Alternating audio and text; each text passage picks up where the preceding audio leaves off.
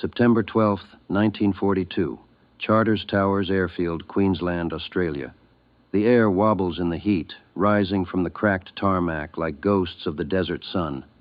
A battered Douglas A-20 Havoc rumbles across the strip, its engines coughing through the humidity, rolling toward a corrugated tin hangar that looks like it's been built out of scrap and prayer. Inside, a single man works with the intensity of someone running out of time. His name is Paul Irvin Pappy Gunn, 43 years old, hands blackened with grease, eyes lit by a fire that hasn't dimmed since Pearl Harbor.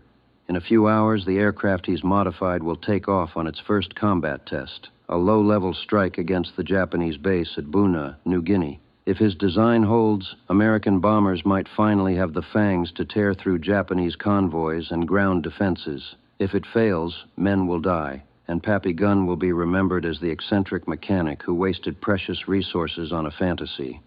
But failure isn't on his mind. What is on his mind is 1,700 miles to the north, his wife and 4 children, imprisoned by the Japanese in Manila's Santo Tomas internment camp. Every bolt he tightens and every gun he mounts carries their names. He's seen too much already. Convoys of Japanese ships slipping through Allied patrols unchallenged because no American aircraft can fly low enough, slow enough, or hit hard enough to stop them.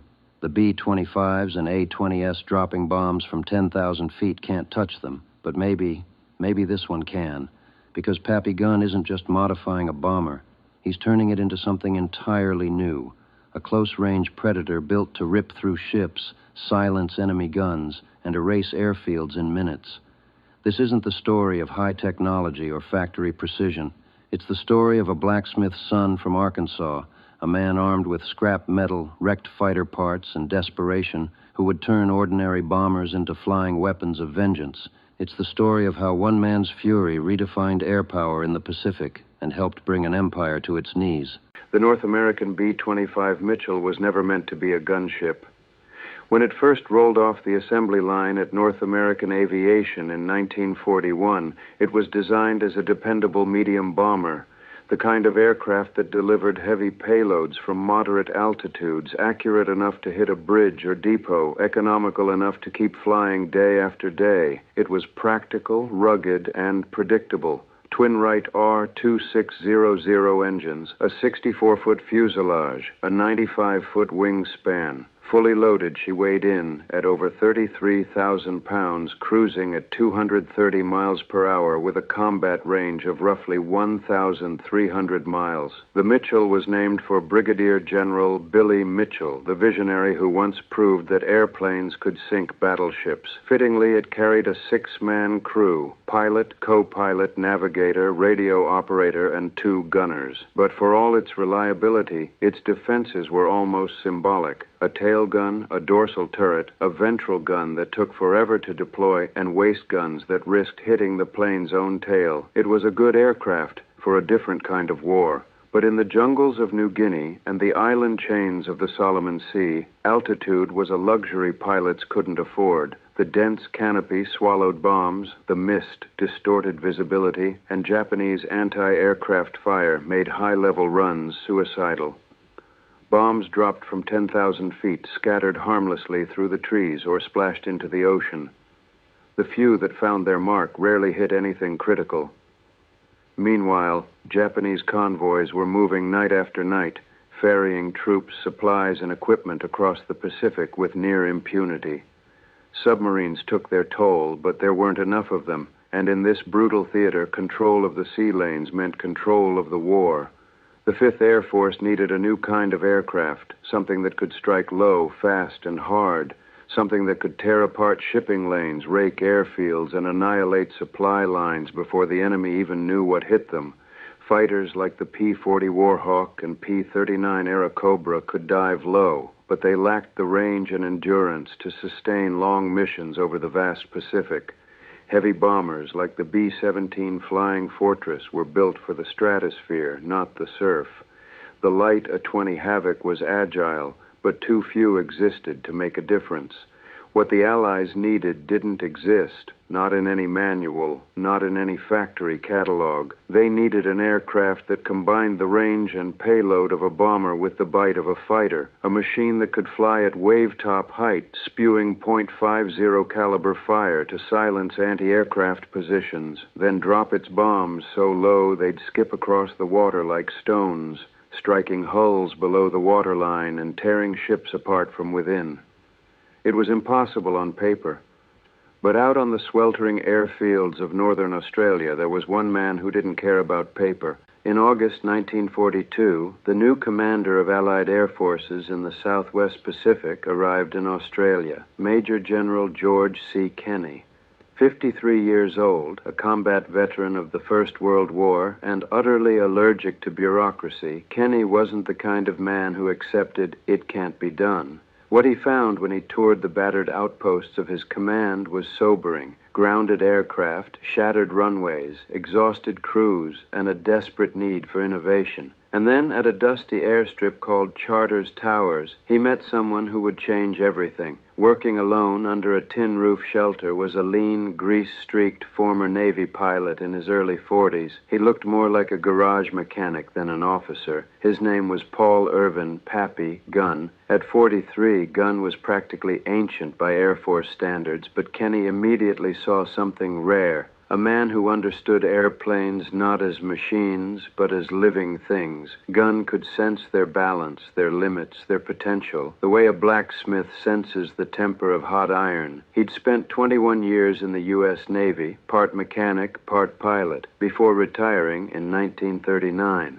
After leaving the service, he moved his family to the Philippines, where he helped launch Philippine Airlines, flying a handful of small Beechcraft transports on civilian routes across the islands. Then came December 7th, 1941. When Japan struck Pearl Harbor, Gunn was in Manila. Within days, General Louis Brereton, commander of the Far East Air Force, commandeered Philippine Airlines aircraft and crews for military use. Gunn was sworn into the Army Air Corps as a captain and told to evacuate personnel and supplies from Japanese-held territory in unarmed, unarmored civilian planes. For 6 relentless weeks, he flew through enemy fire, ferrying wounded men out of combat zones and dropping supplies to trapped units on Bataan.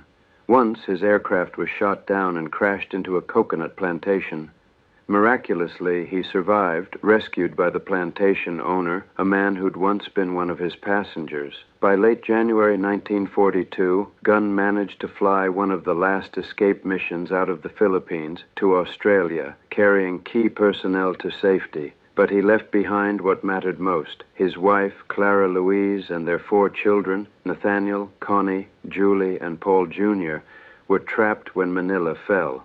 On January 20th, Japanese troops rounded up Allied civilians and imprisoned them at Santo Tomas University, turning the campus into an internment camp. For the next 3 years, they would endure starvation, disease, and brutal conditions, while Pappy fought from Australia, powerless to reach them.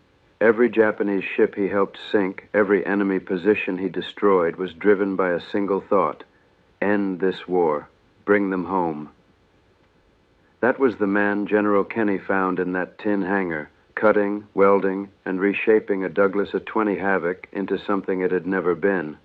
When Kenny asked what he was doing, Gunn answered matter-of-factly, turning it into a strafer. He'd ripped out the bombardier's plexiglass nose and replaced it with solid metal, mounting .450 caliber Browning machine guns forward, converting the bomber into a low-flying attack craft that could shred airfields and silence ground fire. When Kenny asked where the guns had come from, Gunn simply grinned. He'd scavenged them from wrecked fighters, P-40 Warhawks and P-39 Airacobras scattered across Australia's airstrips. If the supply chain couldn't provide what he needed, he'd build it himself. Kenny watched in disbelief and admiration. This grease-covered, sailor-turned-mad scientist understood the battlefield better than most officers in headquarters. He wasn't waiting for approval, he was solving a problem. Kenny didn't hesitate. He put Gunn on his personal staff as Special Projects Officer and gave him a direct order, greater than convert as many aircraft as you can, make them deadlier, and do it fast. From that moment on, Pappy Gunn's war became personal, not fought with medals or memos, but with tools, fury, and faith that every aircraft he armed brought the end of the war and his family's captivity one day closer. By September 1942, the hangars at Charters Towers had become something like a warlock's workshop. Sparks flew through the humid air as torches hissed, drills whined, and Gunn's crew, a handful of mechanics who shared his reckless faith, stripped and rebuilt aircraft piece by piece. They didn't have blueprints. They had intuition and urgency. The first modified A-20 looked crude. Its glass nose had been replaced with steel plating. 4.50 caliber Browning M2s were fixed forward, their barrels jutting out like the fangs of a predator. Ammunition feeds ran through improvised chutes bolted directly to the fuselage. Gunn even reworked the bomb racks to carry parafrag bombs, small fragmentation charges fitted with parachutes so they could be dropped from dangerously low altitude without shredding the plane that released them. Each detail carried purpose. Each compromise was calculated risk. Those parafrags would drift slowly downward over enemy airfields, detonating above ground level.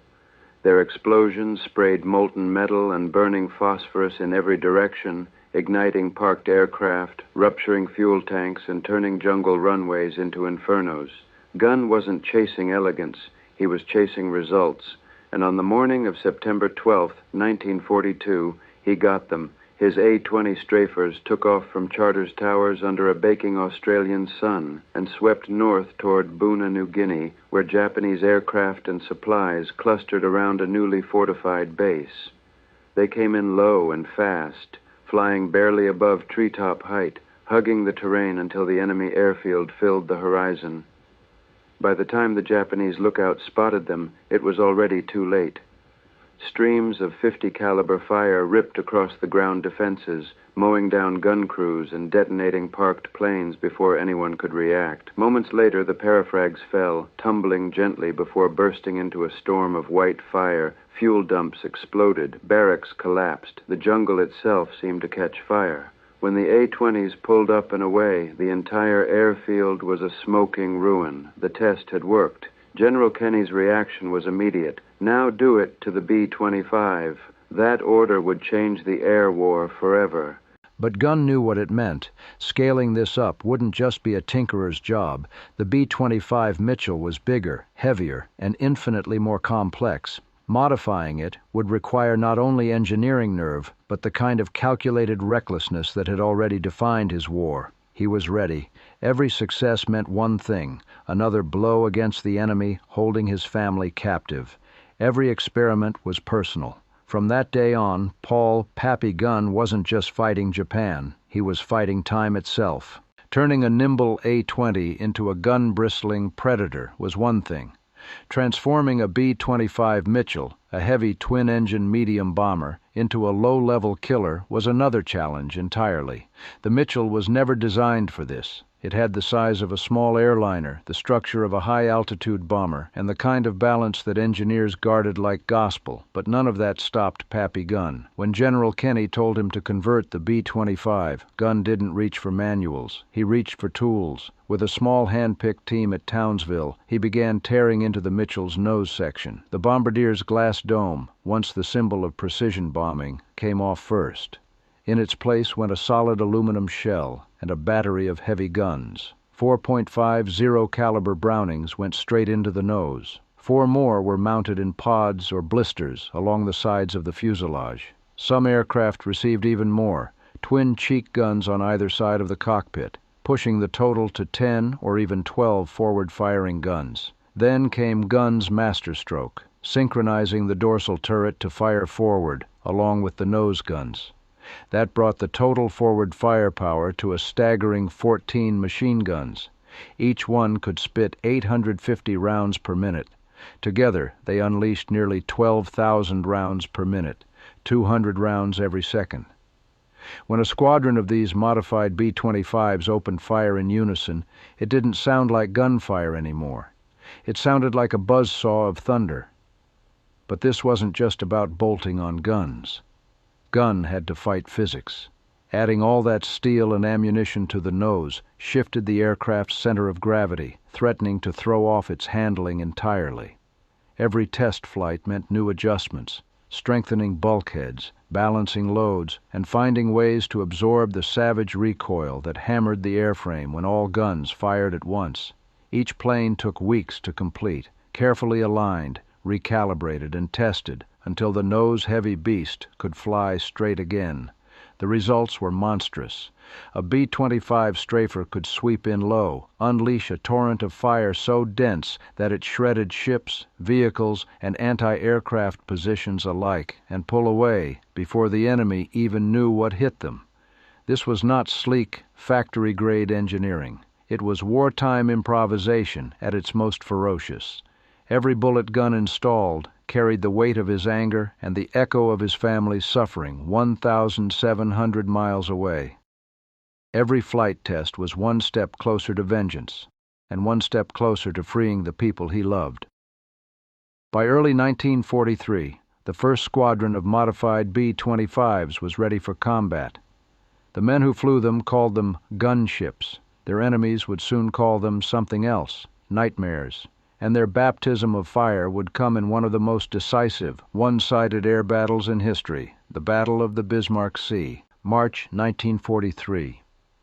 The war in the Southwest Pacific was turning into a brutal contest of endurance. Japanese convoys still slipped across the sea under cover of darkness, lifelines carrying men, fuel, and weapons to isolated garrisons. Break that chain, and the Empire's hold on New Guinea would collapse.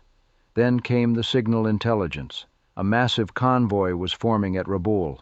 8 troop transports, 8 destroyers, nearly 7,000 Japanese soldiers aboard, bound for Lae, New Guinea, where they could reinforce the front and possibly turn the tide. For General George Kenney, there was only one order to give: sink them all. It wouldn't be enough to damage or delay the convoy.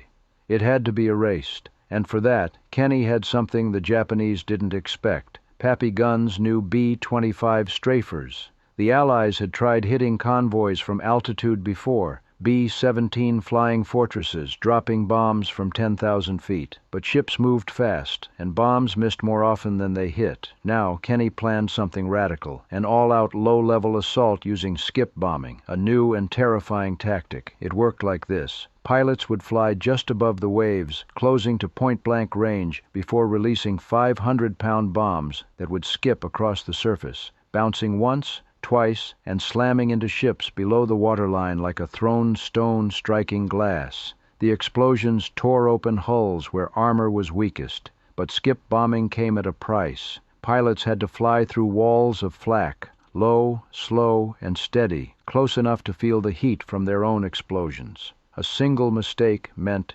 death. That's where Gunn's modified B-25s came in. They would lead the charge, strafers, cutting down anti-aircraft crews, blinding the ship's defenses, and clearing the way for bombers to deliver their killing blows. March 2nd, 1943. The Japanese convoy left Rabaul, steaming southwest across the Solomon Sea. Australian reconnaissance planes spotted it and relayed the coordinates. The weather turned: low clouds, heavy rain, and violent squalls. Perfect cover for what was coming. March 3rd. The storm broke, the sea calmed, and the sky filled with American and Australian aircraft. From above, B-17 strikes struck first, forcing the convoy to scatter. Then, roaring in at wave-top height, came the B-25 strafers and A-20 Havocs, engines screaming, their propellers throwing spray into the air as they hurtled toward the Japanese line. What followed was chaos, a living wall of fire and steel. The ships opened up with everything they had: 20mm, 25mm, and 40mm guns hammering the air, explosions bursting in black clouds around the approaching aircraft. But the B-25s didn't flinch. At 200 miles an hour, they unleashed hell. 14.50 caliber machine guns per aircraft, hundreds of bullets per second, Entire decks of anti-aircraft gunners were cut down before they could aim. Shell casings rained from the aircraft like brass hail. Bridge windows shattered. Fuel lines ignited. Superstructures melted under the storm of lead. In those few seconds of blinding destruction, the convoy's defenses vanished. Then came the skip bombers. Bombs skidded across the surface, slammed into the ships, and erupted in blinding orange fireballs. Hulls split apart, decks buckled. Soldiers below decks never had a chance. The transports began to list, their holds flooding, smoke pouring from every seam. Even the escorting destroyers, fast, maneuverable, built for war, were torn to pieces. One was hit midship and broke in half. Another, trying to rescue survivors, was caught in another strafing run and blown apart. The battle raged for 3 relentless days. Every attempt by the Japanese to save survivors was met with another wave of Allied aircraft. The sea itself turned into a graveyard, oil fires burning on the surface, debris and lifeboats scattered across the waves. When it was over, the results were staggering. All 8 transport ships destroyed. 4 destroyers sunk. 3 more crippled. Over 3,000 Japanese soldiers killed. Fewer than 1,000 ever made it to shore, and most were captured or killed soon after. Allied losses: 4 aircraft, 13 airmen. It was one of the most decisive and one-sided air battles in history. At its center stood Pappy Gunn's 14-gun monsters, the aircraft that silenced flak, shredded convoys, and made the impossible possible. The Japanese survivors would later describe it as if the ocean itself had turned against them. And from that day on, no Japanese convoy would ever again sail the Bismarck Sea in daylight. The victory in the Bismarck Sea sent shock waves across the Pacific. For the first time, the Japanese Navy had seen an entire convoy annihilated from the air. Not by battleships, not by torpedoes, but by bombers modified in tin hangars with salvaged parts. The message was clear. The Allies had found a new weapon, and its name was the Strafer B-25. General George Kenney wasted no time. He ordered every available B-25 in the theater to be converted using Pappy Gunn's blueprint: solid metal nose, multiple forward-firing guns, reinforced mounts, and extra ammunition racks. The 5th Air Force built entire conversion centers in Townsville and Brisbane, turning factory-standard bombers into low-level predators by the dozens. Word spread fast. The 13th Air Force wanted them. The 10th Air Force in India wanted them. Before long, every corner of the Pacific and Southeast Asia was demanding gun specials. But back in California, at North American Aviation's Long Beach plant, engineers had been watching too. Technical reports from the field, sketches, measurements, and photos began pouring in from Australia. Pappy's improvised modifications were proving so effective that the factory itself started integrating them into new production models. By late 1943, the B-25G rolled out of the assembly line. Its nose was no longer glass. It was armor-plated steel, housing something extraordinary: a 75mm M4 cannon, a tank gun, on an airplane. Each shell weighed 3 pounds, capable of punching through a ship's hull at 2 miles. 4 additional machine guns backed it up. It was the heaviest forward-firing weapon ever fitted to a bomber at that time. But raw power came with a price. The cannon's recoil shook the entire airframe, throwing off aim and nearly stalling the aircraft after every shot. Reloading was slow, done by hand. The gun was terrifying on paper, but in combat, it was the machine guns, not the cannon, that did most of the killing. The next variant, the B-25H, refined the formula. The big cannon stayed, but more guns were added, 14 in total. 8 in the nose, 4 in side blisters, and 2 in the dorsal turret. Some models even carried 5-inch rockets beneath the wings, giving the aircraft the punch of a destroyer. Then came the final evolution, the B-25J, introduced in 1944. Over 4,000 were built, and with conversion kits, many were turned into full-fledged strafers. The ultimate design carried 18 machine guns, 8 in the nose, 4 in side packs, 2 in the dorsal turret, 1 at each waist window, and 2 in the tail. 14 of those guns fired forward. Together, they unleashed over 15,000 rounds per minute, more firepower than an entire infantry company. A single B-25J strafing run could erase an airfield, a bridge, or a convoy in seconds. The Japanese learned to fear them so deeply that captured field orders warned, "Do not engage the American gunship aircraft. Their fire is unstoppable."